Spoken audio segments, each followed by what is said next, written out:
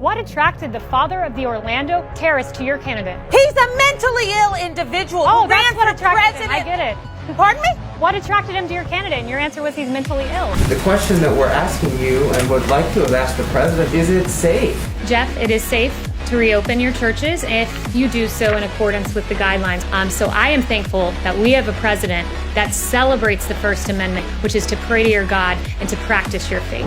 And why won't you wear a mask? Is it sort of a personal political statement? Is it because the president would be disappointed in you if you don't wear a mask? It's a personal decision. I'm tested regularly. I'm in compliance with CDC guidelines, which are recommended but not required. The president suggested that people should be jailed for what he said earlier in the week was a very obvious crime. I assume you're referring to the Obama administration and the unmasking and... Obamagate, what is it? What are the elements of that crime? Yeah, I'm really glad you asked because there hasn't been a lot of journalistic curiosity on this front, and I'm very glad that you asked this question. The Steele dossier, funded by the Democratic National Committee, an opposition political party to the president, was used to attain FISA warrants to listen in on conversations of people within the Trump campaign. There was the unmasking the identity of Michael Flynn.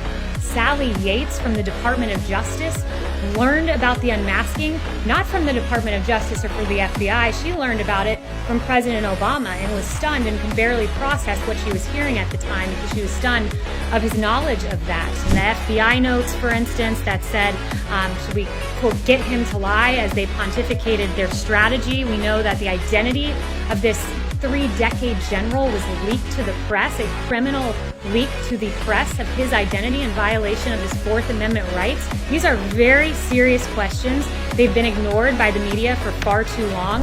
Of all races have protested in all 50 states around that phrase, Black Lives Matter. And the president is here calling it a symbol of hate. He's talking about the organization. I would note to you that the Greater New York BLM president has said if this country doesn't give us what we want, that we will burn down the system, and I could be speaking literally. If this country doesn't give us what we want, then we will burn down this system. Okay. I could be speaking literally. It's a matter of interpretation.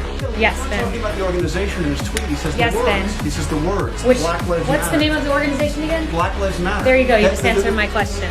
What does the president say to parents out there who are now going, okay, what do I do with my kids? And we encourage for localities and states to just simply follow the science, open our schools. As Dr. Scott Atlas said, I thought this was a good quote. Of course we can do it. Everyone else in the Western world, our peer nations, are doing it.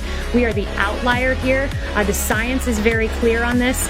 That, you know, for instance, you look at the JAMA pediatric study of 46 pediatric hospitals in North America that said the risk of critical illness from COVID is far less for children than that of seasonal flu. The science is on our side here.